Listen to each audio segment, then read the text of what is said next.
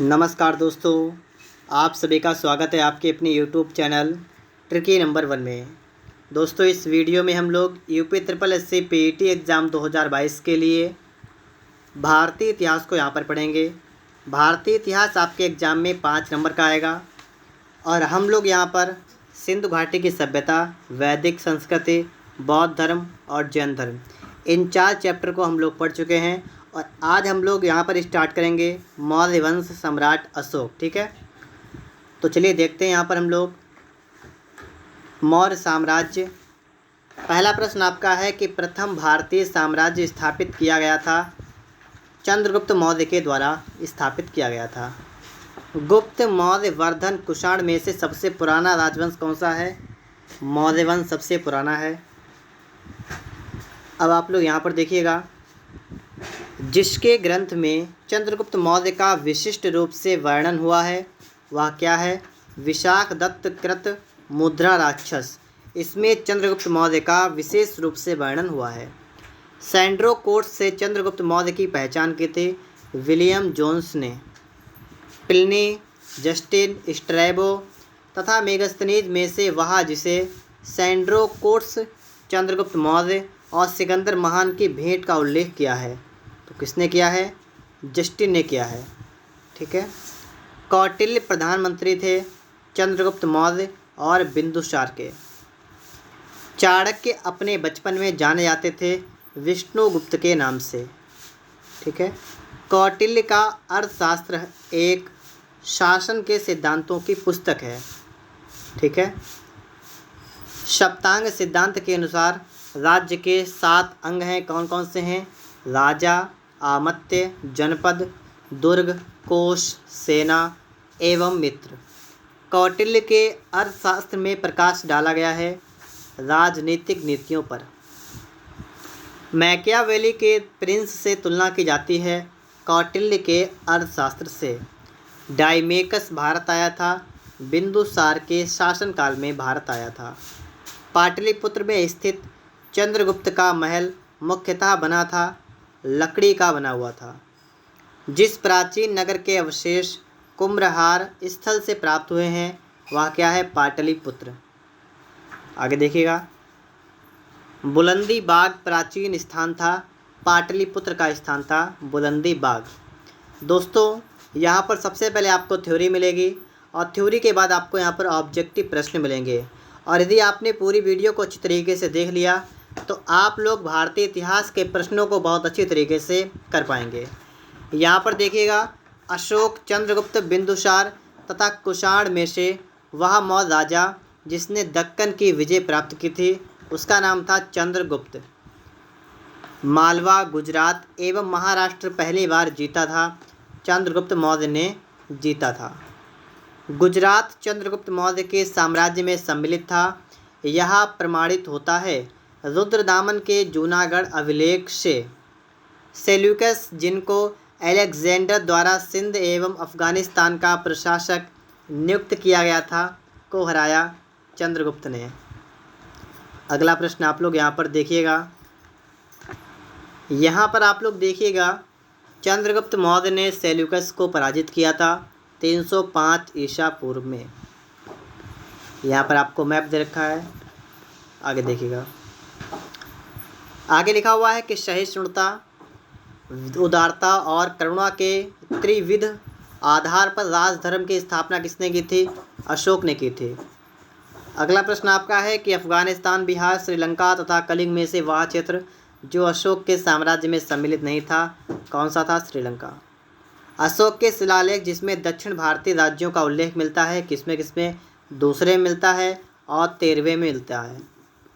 अगला प्रश्न आपका है, भारत के प्रथम अस्पताल एवं औषधि बाग का निर्माण किसने करवाया था? अशोक ने करवाया था। अशोक ने बौद्ध होते हुए भी हिंदू धर्म में आस्था नहीं छोड़ी। इसका प्रमाण क्या है? देव नाम प्रिय की उपाधि। अशोक के शासनकाल में बौद्ध सभा आयोजित की गई थी पाटलिपुत्र में। मौर्य शासक जो बौद्ध धर्म के अनुयायी थे उनका नाम क्या था? अशोक एवं दशरथ। रज्जुक कौन थे? मौर्य शासन में अधिकारी। सार्थवाह कहते थे, व्यापारियों के काफिले को कहते थे सार्थवाह। अग्रहारिक युक्त प्रादेशिक रज्जुग में से वह अधिकारी जो मौर्य प्रशासक का भाग नहीं था। अग्रहारिक जो है ये मौर्य प्रशासक का भाग नहीं था। सारनाथ स्तंभ का निर्माण किसने करवाया था? अशोक ने किया था। सर्वश्रेष्ठ स्तूप मानते हैं किसे? सांची को। सांची का स्तूप किसने बनवाया था? अशोक ने। और ये प्रश्न कई बार पूछा गया है, ठीक है, कि सांची का स्तूप किसने बनवाया था? अशोक ने। यहाँ पर आपको बताना स्थान और स्मारक, मतलब कौन सा स्मारक किस स्थान पर है। कौशाम्बी में क्या है? घोषिताराम मठ। कुशीनगर में राणा भर स्तूप। सारनाथ में धमेक स्तूप। श्रावस्ती में शहद महत स्तूप। सम्राट अशोक की तीर्थ यात्रा का सही क्रम, तो सबसे पहले लुम्बिनी की यात्रा की थी, उसके बाद कपिलवस्तु, बोधगया, सारनाथ, कुशीनगर, श्रावस्ती। तो इनका क्रम आप यहाँ पर देख लीजिएगा, लुम्बिनी, कपिलवस्तु, बोधगया, सारनाथ, कुशीनगर और श्रावस्ती। अशोक के शिलालेखों में प्रयुक्त भाषा है प्राकृत भाषा। आगे देखिएगा यहाँ पर आप लोग, कालसी, गिरनार, शाहबाजगढ़ी तथा मेरठ में से वह अशोक कालीन अभिलेख जो खरोष्टी लिपि में है, क्या नाम उसका है? शाहबाजगढ़ी। पत्थर पर प्राचीनतम शिलालेख थे प्राकृत भाषा में। अशोक के शिलालेखों को सर्वप्रथम पढ़ा था जेम्स प्रिंसेप ने। वह स्थान जहाँ प्राक अशोक ब्राह्मी लिपि का पता चला है अनुराधापुर। प्राचीन भारत में वह एक लिपि जो दाईं ओर से बाईं ओर लिखी जाती थी, खरोष्टी लिपि। अशोक का अपने शिलालेखों में सामान्यतः जिस नाम से उल्लेख हुआ है वह क्या है? प्रियदर्शी या पियदर्शी। अगला प्रश्न आप लोग यहाँ पर देखेंगे, अशोक के प्रस्तर स्तंभों पर बढ़िया पालिश है, ये अखंड है, स्तंभों का शैफ्ट शुंडाकार है। मास्की गुर्जरा, नेट्टूर तथा उडेगोलन अभिलेखों में नाम मिलता है, अशोक का नाम मिलता है। अशोक का रुम्मिनदेह स्तंभ संबंधित है, बुद्ध के जन्म से संबंधित है। गुर्जरा लघु शिलालेख जिसमें अशोक का नाम उल्लेख किया गया है, ये कहाँ पर स्थित है? मध्य प्रदेश के दतिया जिले में। केवल वह स्तंभ जिसमें अशोक ने स्वयं को मगध का सम्राट बताया, भाब्रू स्तंभ अभिलेख। अगला प्रश्न आप लोग यहाँ पर देखिएगा, अगला प्रश्न आपको यहाँ पर दिख रहा है कि उत्तराखंड में सम्राट अशोक के शिलालेखों की एक प्रति मिली है, कहाँ पर? कालसी में मिली है। कलिंग युद्ध की विजय तथा क्षतियों का वर्णन अशोक के जिस शिलालेख में है वह कौन सा है? शिलालेख नंबर 13। अशोक का पूर्ण रूप से धार्मिक सहिष्णुता के प्रति समर्पित अभिलेख कौन सा है? तो यह है 12वां अभिलेख। अशोक के जो प्रमुख शिलालेख संगम राज्य के विषय में बताते हैं उनमें सम्मिलित है, दूसरा है और 13वां। अगला प्रश्न आपको यहाँ पर दिख रहा है कि चोल, पांडे, क्षत्रियपुत्र तथा सातवाहन में से वह दक्षिणी राज्य जिसका उल्लेख अशोक के अभिलेखों में नहीं है, सातवाहन। अशोक का वह अभिलेख जिसमें पारंपरिक अवसरों पर पशु बलि पर रोक लगाई गई है, ऐसा लगता है कि यह पाबंदी पशुओं के वध पर थी, 5वां स्तंभ अभिलेख। टालमी फिलाडेल्फस जिसके साथ अशोक के राज नए संबंध थे, कहाँ का शासक था? मिस्र का शासक था। चोल गुप्त मौर्य तथा पल्लव में से वह राजवंश जिसके शासकों के सुदूर देशों जैसे सीरिया एवं मिस्र के साथ राजकीय संबंध थे, मौर्य। प्राचीन भारतीय अभिलेखों में से वह एक खाद्यान्न जिसे देश में संकट काल में उपयोग हेतु संरक्षित रखने के बारे में प्राचीनतम शाही आदेश है, सौगौरा ताम्रपत्र। मौर्य काल में टैक्स को छुपाने, चोरी के लिए दिया जाता था मृत्युदंड। ठीक है, ध्यान रखिएगा आप लोग इसे। अगला प्रश्न आपका है कि प्रसिद्ध यूनानी राजदूत मेगास्थनीज भारत में आए थे चंद्रगुप्त मौर्य के दरबार में। मेगास्थनीज ने अपने ग्रंथ इंडिका में भारतीय समाज को विभाजित किया है कितनी श्रेणियों में? 7 श्रेणियों में। अर्थशास्त्र, मुद्रा राक्षस, मेगास्थनीज की इंडिका तथा वायु पुराण में से वह स्रोत जिसमें उल्लिखित है कि प्राचीन भारत में दास्ता नहीं थी, तो मेगास्थनीज की इंडिका में। वह स्रोत जिसमें पाटलिपुत्र के प्रशासन का वर्णन मिलता है, इंडिका के अंतर्गत मिलता है पाटलिपुत्र के प्रशासन का वर्णन। वह स्रोत जो मौर्यों के नगर प्रशासन का विस्तृत विवरण प्रस्तुत करता है। मेगस्थनीज की इंडिका। भाग एवं बलि थे राजस्व के स्रोत। मौर्य काल में भूमि कर, जो कि राज्य की आय का मुख्य स्रोत था, एकत्रित किया जाता था सेताध्यक्ष के द्वारा। मौर्य काल में सेता से तात्पर्य है राजकीय भूमि से प्राप्त आय। मौर्य मंत्री परिषद में राजस्व इकट्ठा करने से संबंधित था समाहर्ता। मौर्ययुगीन अधिकारी जो मापतौल का प्रभारी था पौतवाध्यक्ष, मापतौल का प्रभारी। पंकोदक सन्निरोधे मौर्य प्रशासन द्वारा लिया जाने वाला जुर्माना था सड़क पर कीचड़ फैलाने पर। मौर्य काल में शिक्षा का सर्वाधिक प्रसिद्ध केंद्र क्या था? ध्यान रखिएगा आप लोग इसे, ठीक है। तक्षशिला। कौटिल्य के अर्थशास्त्र के अनुसार मौर्यकालीन न्याय व्यवस्था में ये न्यायालय अस्तित्व में थे, धर्मस्थीय और कंटक शोधन। अगला प्रश्न आप लोग यहाँ पर देखेंगे, भारत के सांस्कृतिक इतिहास के संदर्भ में इतिवृत्तों, राजवंशीय इतिहासों तथा वीर गाथाओं को कंठस्थ करना व्यवसाय किसका था? मागध एवं सूत वर्गों का। प्राचीन भारत का ग्रंथ जिसमें पति द्वारा परित्यक्त पत्नी के लिए विवाह विच्छेद की अनुमति दी गई है। अर्थशास्त्र में जातक, मनुस्मृति, याज्ञवल्क्य एवं अर्थशास्त्र में से पुनर्विवाह वर्जित है। मनुस्मृति में पुनर्विवाह वर्जित है। विदेशियों को भारतीय समाज में मनु द्वारा दिया गया सामाजिक स्तर क्या था? व्रात्य क्षत्रियों का। प्राचीन भारत के यात्रियों का सही क्रम, सबसे पहले मेगस्थनीज, उसके बाद में फाहियान आया, उसके बाद में ह्वेनसांग, उसके बाद में इत्सिंग। चंद्रगुप्त का अन्य नाम क्या था? सेंड्रोकोट्स। बिंदुसार का नाम अमित्रघात। अशोक का नाम प्रियदर्शी। चाणक्य का नाम था विष्णुगुप्त। अंतिम मौर्य सम्राट कौन था? बृहद्रथ। अंतिम मौर्य सम्राट। शुंग वंश का संस्थापक कौन था? अंतिम मौर्य शासक बृहद्रथ की हत्या उसके प्रधान सेनापति पुष्यमित्र शुंग ने की थी। मगध पर शुंग वंश की स्थापना की थी। अंतिम शुंग राजा देवभूत की हत्या उसके ब्राह्मण मंत्री वासुदेव कर्ण ने की थी और उसने राज सिंहासन हथिया लिया था। जल की आवश्यकता को ध्यान में रखते हुए जिस प्रथम शासक ने गिरनार क्षेत्र में सुदर्शन झील का निर्माण करवाया था उसका नाम क्या था? चंद्रगुप्त मौर्य। आपको ध्यान रखना है इसको, ठीक है। गिरनार में स्थित सुदर्शन झील की मरम्मत किसने करवाई थी? सबसे पहले अशोक ने, उसके बाद में रुद्रदामन ने, उसके बाद में स्कंदगुप्त ने। बिना बेगार के सुदर्शन झील का जीर्णोद्धार किसने करवाया था? रुद्रदामन ने। अगला प्रश्न आप लोग यहाँ पर देखिएगा, चाणक्य का अन्य नाम क्या था? भट्ट। तो यहाँ पर देखिएगा दोस्तों, यहाँ पर आपको ऑप्शन दे रखे हैं, ठीक है, कि भट्ट स्वामी था या विष्णुगुप्त था या राजशेखर था या विशाख दत्ता। तो यहाँ पर जो आपका राइट आंसर बनेगा वो आपका बनेगा विष्णुगुप्त। यहाँ पर आपको मिले हैं ऑब्जेक्टिव प्रश्न। अभी मैंने आपको थ्योरी पढ़ाई है और इसके बाद में आप लोग यहाँ पर ऑब्जेक्टिव लगाएंगे और इसके बाद में आपका ये चैप्टर अच्छे तरीके से यहाँ पर कंप्लीट हो जाएगा, ठीक है। तो बिना टेंशन के आप लोग इसको देखिएगा अच्छी तरीके से। जीके में आपको आराम से यहाँ से भी कई प्रश्न आपको यहाँ पर देखने को मिलेंगे, ठीक है। तो यहाँ पर आपने देखा इसका right answer option number B हो गया। अगले प्रश्न के बारे में यहाँ पर हम लोग बात करेंगे। प्रश्न नंबर दूसरा आप सभी के सामने आ चुका है, इसको देखिएगा। प्रश्न आपका है, निम्नांकित में से किसकी तुलना मैकियावेली के प्रिंस से की जाती है?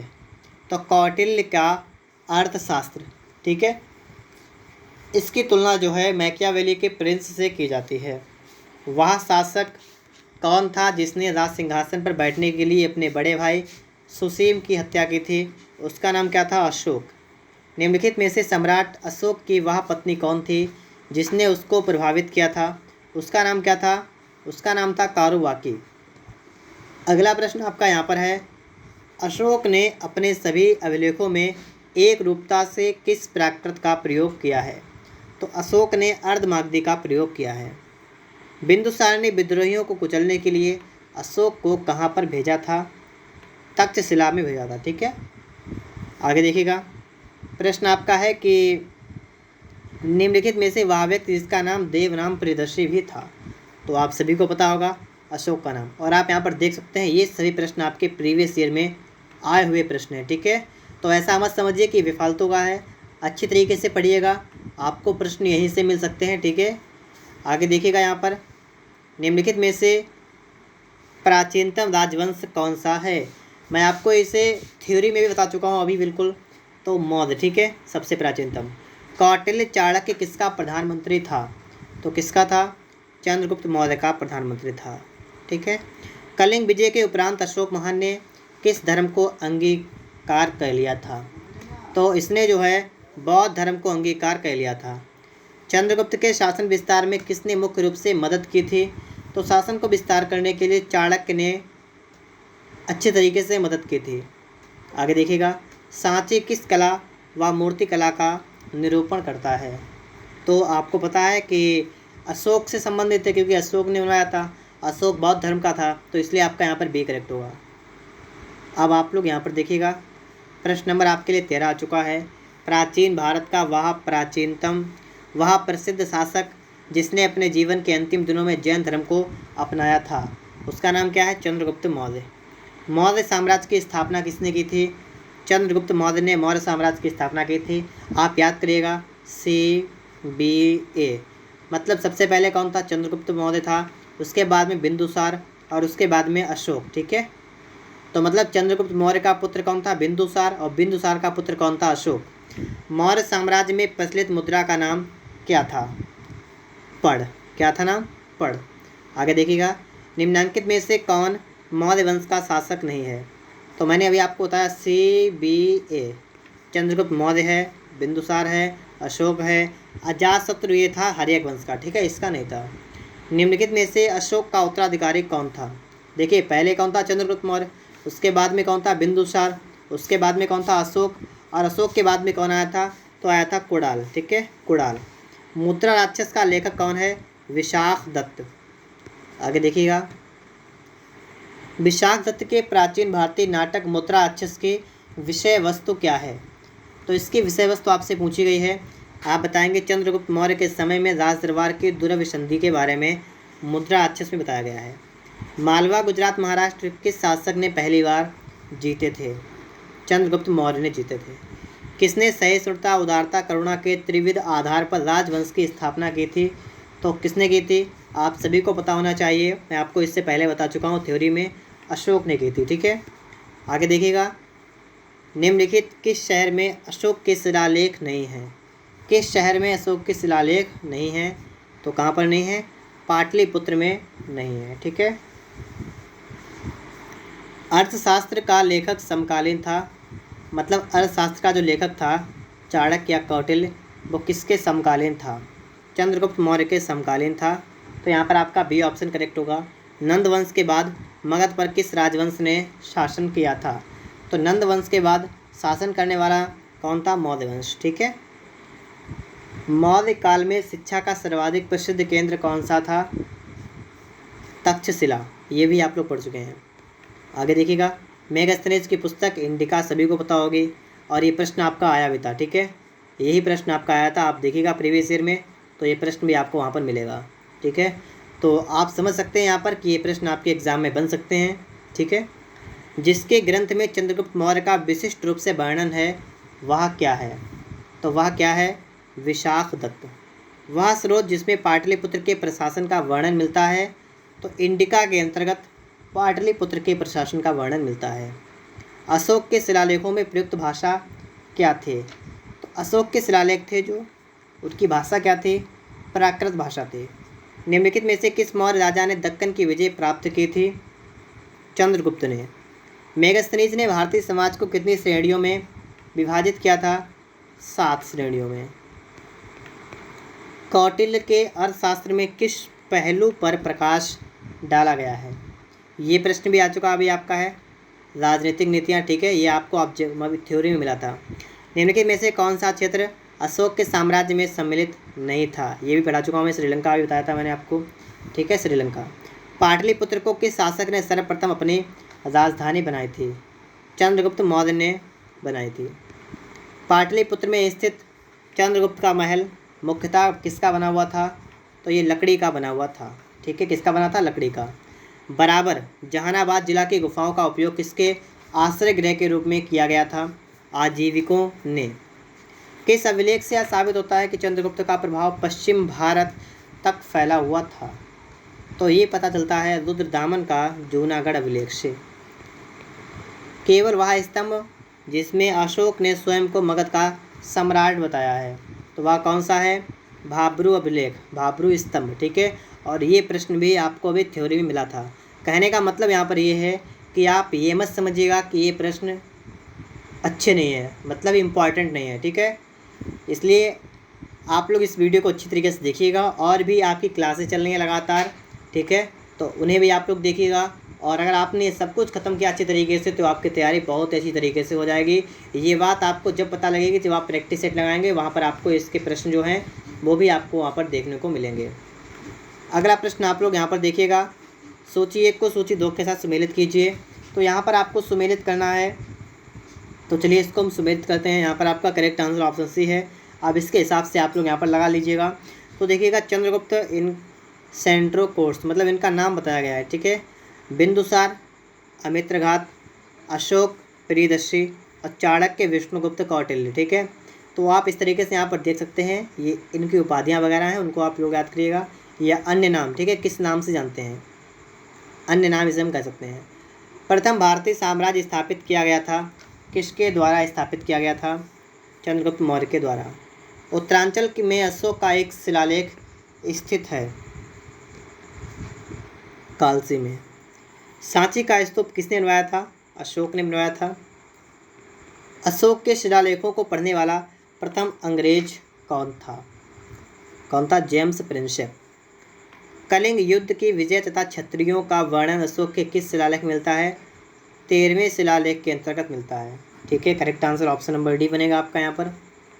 आगे देखिएगा, प्रसिद्ध यूनानी राजदूत मेगस्थनीज भारत में किसके दरबार में आए थे? चंद्रगुप्त मौर्य के दरबार में कौन आया था? मेगस्थनीज। चंद्रगुप्त मौर्य ने सेल्यूकस को कब पराजित किया था? 305 ईसा पूर्व में। निम्नलिखित में से कौन सा राजा प्रायः जनता के संपर्क में रहता था? कौन था? अशोक। अशोक ने 261 ईसा पूर्व में कलिंग को जीतने के बाद क्या किया था? तो उसने भारी रक्तपात देखकर युद्ध की नीति को सदा के लिए त्याग दिया था। अशोक के अधिकांश अभिलेख किस भाषा व लिपि में हैं? अधिकांश की बात की गई है तो आप बताएंगे प्राकृत व ब्राह्मी लिपि में। ठीक है, प्राकृत भाषा, ब्राह्मी लिपि।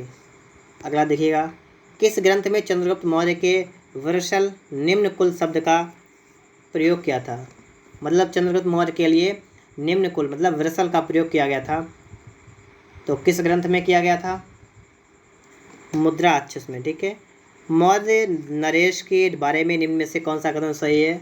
उन्होंने किसका विकास किया था? प्रश्न आपसे ये पूछ रहा है। तो उन्होंने संस्कृति, कला व साहित्य, प्रांतीय विभाजन, हिंदू कुश तक साम्राज्य, मतलब इन 3 का क्या किया था? विकास किया था। कथन कारण यहाँ पर आपको रखे हैं, यहाँ पर आप लोग समझेंगे। इसको लिखा हुआ है कि अशोक ने कलिंग को मौर्य साम्राज्य में जोड़ लिया था, बिल्कुल सही है। कलिंग दक्षिण भारत को आने वाले भारत स्थलीय एवं समुद्री मार्गों को नियंत्रित करता था, ये भी सही है। तो कुल मिलाकर बात यह है कि आपका ऑप्शन नंबर यहाँ पर ए बिल्कुल राइट आंसर है। अशोक के जो शिलालेख संगम राज्य के बारे में बताते हैं वो कौन कौन सा है? दूसरा है और 13वां। ठीक है, ये प्रश्न भी आपको इससे पहले मिल चुका है देखने को, तो यहाँ पर भी आप लोग अच्छी तरीके से समझ गए होंगे। अगला प्रश्न आप लोग यहाँ पर देखेंगे, कथन और आपको यहाँ पर कारण। ठीक है, वहाँ पर कथन लग गया, यहाँ पर कारण होगा, ये आपको दे रखे हैं, तो इनको हम लोग चलिए देखते हैं। यहाँ पर अशोक के राज्यादेशों के अनुसार धार्मिक निष्ठा की अपेक्षा जनता के मध्य सामाजिक समरसता अधिक महत्वपूर्ण थी, बिल्कुल सही है। उसने धर्म संवर्धन के स्थान पर समता के विचारों का प्रसार किया, ये भी सही है। कहने का मतलब यहाँ पर आपके दोनों सही हैं और इसकी व्याख्या बिल्कुल सही है। निम्नलिखित में से किस राज्यादेश में अशोक के व्यक्तिगत नाम अशोक का उल्लेख मिलता है? तो अशोक का नाम अशोक किस अभिलेख में मिलता है? ये मिलता है मास्की अभिलेख में। निम्नलिखित वक्तव्यों में कौन सा एक वक्तव्य अशोक के प्रस्तर स्तंभों के बारे में गलत है?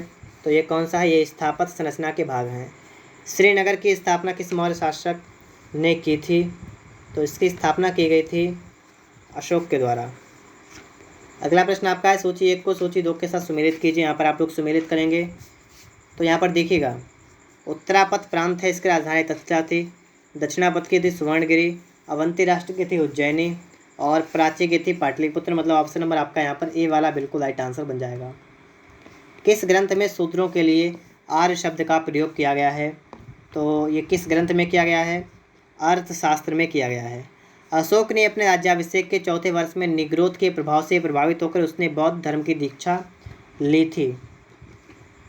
तो इसका करेक्ट आंसर होगा ऑप्शन नंबर सी, उपगुप्त से। किसने पाटलिपुत्र को पोलीबिरोथा कहा? तो ये किसने कहा था? मेगस्थनीज ने कहा था। आगे देखिएगा, मौर्य काल में एग्रनोमाई किसे कहा जाता था? तो ये किसे कहते थे? आपका करेक्ट आंसर होगा ऑप्शन नंबर बी, सड़क निर्माण अधिकारी को। मौर्य काल में गुप्तचरों का क्या कहा जाता था? तो गुप्तचरों को क्या कहा जाता था? गूढ़ पुरुष। किस श्रीलंकाई शासक ने अपने आप को मौर्य सम्राट अशोक के आदर्शों के अनुरूप ढालने की कोशिश की थी? तो किसने कोशिश की थी? तिस्य ने की थी। किस जैन ग्रंथ में चंद्रगुप्त मौर्य के जैन धर्म अपनाने का उल्लेख मिलता है? तो ये मिलता है परिशिष्ट पर्वन में। किस महीने में मौर्यों का राजकोषीय वर्ष आरंभ होता था? तो correct answer option number B, Ashadha या जुलाई में। निम्नलिखित में से किन किन दक्षिण भारतीय जातियों का उल्लेख अशोक के शिलालेख में किया गया है? तो ये किया गया है 1, 4, 1, 3, 4 और 5, मतलब चोल, पांड्य, सत्यपुत्र, केरल, ठीक है इनका। अशोक के बारे में जानने के लिए सबसे महत्वपूर्ण स्रोत क्या है? तो अगर हम स्रोत की यहाँ पर बात करेंगे तो आप बताएंगे शिलालेख सबसे महत्वपूर्ण स्रोत है। अशोक के काल में कौन सी लिपि दक्षिण भारत में परिवर्तित हुई थी? ब्राह्मी लिपि। अशोक का अभिलेख भारतीय उपमहाद्वीप के बाहर भी पाया गया है। निम्नलिखित में से किस देश में यह पाया गया है? तो ये कहाँ पर पाया गया है? अफगानिस्तान में पाया गया है। अगला प्रश्न आप लोग यहाँ पर देखेंगे। प्रश्न आपका यहाँ पर है कि अत्यंत पॉलिश किए गए एकाश्म अशोक स्तंभ जिस पांडु रचित वालुकाश्म के एकल टुकड़ों में तचित किए गए, उसे साधारणतः कहाँ की खदानों से निकाला गया? तो उसे निकाला गया है मिर्ज़ापुर के समीप चुनार से। भारतीय लिखने की कला नहीं जानते थे, यह किसकी उक्ति है? मेगस्थनीज की उक्ति है।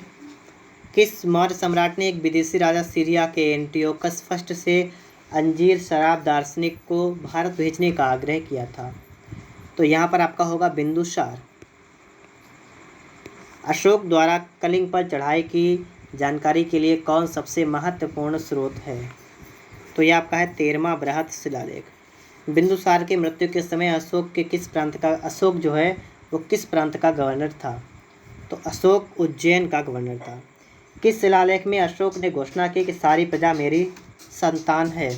तो ये कहा था इसने पृथक कलिंग शिलालेख, मतलब प्रथम होगा, पृथक नहीं होगा, ठीक है, प्रथम होगा, प्रथम। कौन सी घोषणा युद्ध और हिंसा के प्रति अशोक के आंतरिक दुख को स्पष्ट करती है? कलिंग का, और यहाँ पर लिखा है पृथक शिलालेख। पृथक होगा या प्रथम होगा, चलिए देखते हैं आगे। अगला प्रश्न आपका यहाँ पर है कि किस शिलालेख में अशोक की यह घोषणा अंकित है? किसी भी समय चाहे मैं खाता रहूं या रानी के साथ विश्राम करता रहूं या मैं अपनी अंतःशाला में रहूं, मैं जहां भी रहूं, मेरे महामात्य मुझे सार्वजनिक कार्य के लिए संपर्क कर सकते हैं। तो ये उसने किस शिलालेख के अंतर्गत ये बात कही थी? तो आप बताएंगे छठे शिलालेख के अंतर्गत। निम्नलिखित में से कौन अवरोही क्रम में मौर्य प्रशासन के अधिकारियों का नाम बताता है? तो सबसे पहले तो प्रादेशिक राजयुग युक्तक। विष्टि क्या है? बेगारी। मौर्य काल में सीता से एक तात्पर्य क्या है? सीता कौन था?